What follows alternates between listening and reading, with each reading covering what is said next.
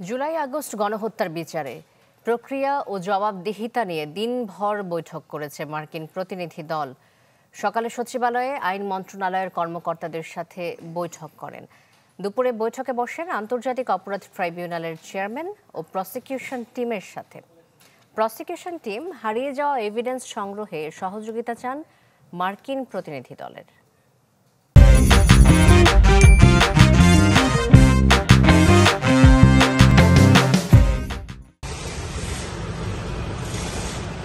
July August গণহত্যার বিচার যখন শুরু হওয়ার অপেক্ষায়, ঠিক তখন আন্তর্জাতিক অপরাধ ট্রাইব্যুনাল পরিদর্শন করলেন ৬ সদস্যের মার্কিন প্রতিনিধি দল।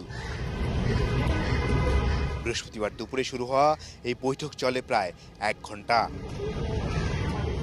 রুদ্ধদ্বার বৈঠকে গুরুত্ব পায় জুলাই আগস্ট গণহত্যার বিচারে জবাবদিহিতা ও স্বচ্ছতার উপর। পরে গণমাধ্যমের সাথে আনুষ্ঠানিকভাবে কথা না বললেও প্রতিনিধি দলের প্রধান জানান, জবাবদিহিতার বিষয়ে আলোচনা হয়েছে। We want to talk with you. Hello.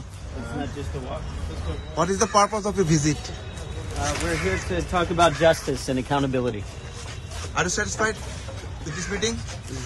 এর আগে সচিবালয়ে মার্কিন প্রতিনিধি দলের সাথে বৈঠক হয় আন্তর্জাতিক অপরাধ ট্রাইব্যুনালের প্রসিকিউশন টিম ও আইন মন্ত্রণালয়ের কর্মকর্তাদের। সেখানে ফরেনসিক এভিডেন্স নিয়ে মার্কিন প্রতিনিধি দলের সহযোগিতা চায় প্রসিকিউশন টিম। তবে কোন প্রক্রিয়ায় ডিজিটাল এভিডেন্স সংগ্রহে সহযোগিতা করবে মার্কিন দল, তা পরে জানানো হবে বলে জানান তারা।